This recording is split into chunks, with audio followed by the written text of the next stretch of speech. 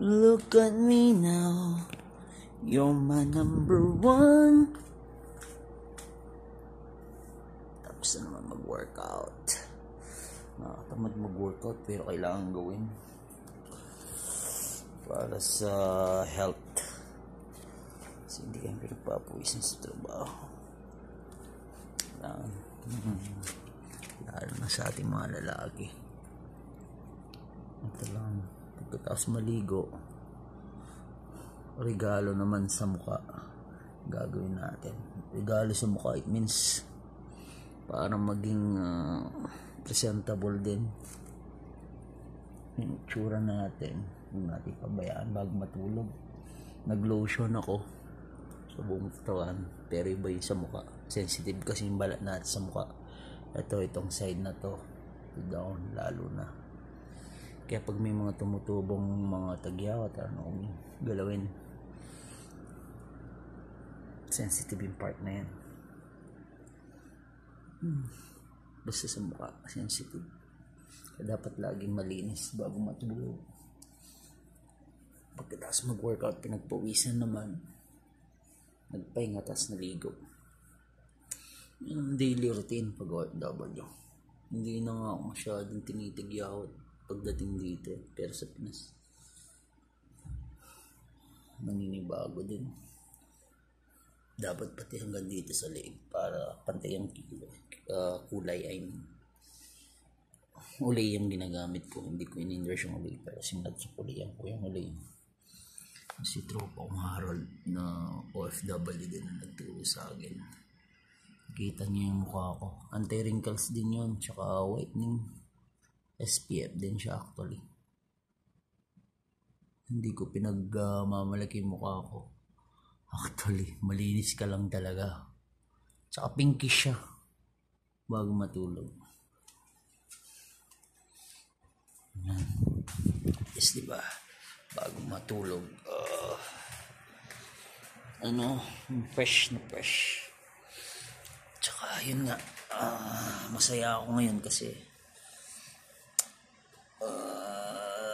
mga anak ko nakakuha ng honor sa school. Galing. Very proud ako sa kanila. Kaya kailangan natin pagbutihan din dito. Kung yung mga anak natin pinagbubuti nila sa school, kailangan tayo din mga magulang tumata yung magulang nila. Ito petroleum jelly kasi sobrang init dito sa kwarto, malamig.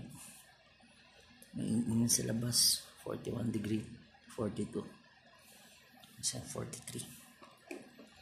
Yun nga, kailangan maalaga tayo sa sarili natin. Sa tenga, usually, twice a month lang nalilinis.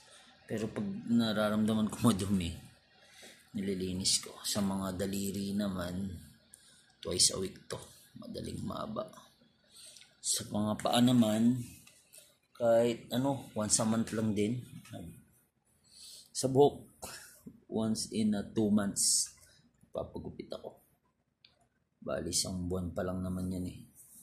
Magpagupit ako. Bali, next sahod pa. 15 real din. Although, lagi naman dito importante. Ang gupit ko guys. Latest yan sa 2024, hairstyle. Kaya, God bless po sa lahat. Ang importante, enjoy lang po. Lahat tayo, kahit meron mga pinagdadaanan, enjoy lang at dasal number 1, dasal. At alagaan po natin sarili natin, lalo na sa pamilya nila tulad namin na OFW. Alagaan po natin sarili natin. Kung may time po tayong mag-workout o mag-walk-in o mag-jogging, gawin po natin yan.